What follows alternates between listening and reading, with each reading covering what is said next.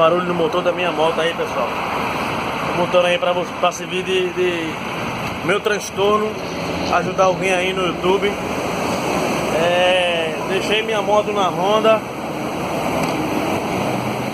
regularam válvula, me entregaram com barulho no motor. Quando fui ao trabalho, notei que o barulho não tinha parado. Retornei no dia seguinte, deixei ela de novo.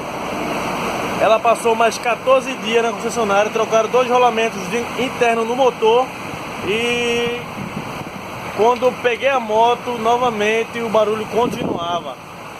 Retornei no dia seguinte de novo, deixei a moto lá e me falaram para agendar aquela conversa de sempre. O barulho novo do motor era essa Titan 160 AEX. Procurei no YouTube, não achei, pessoal. Estou colocando pra servir aí, para ajudar alguém aí que esteja com barulho na moto e seja semelhante. Ajude também, publiquem aí no YouTube aí, pessoal, que isso é de muita utilidade. Valeu!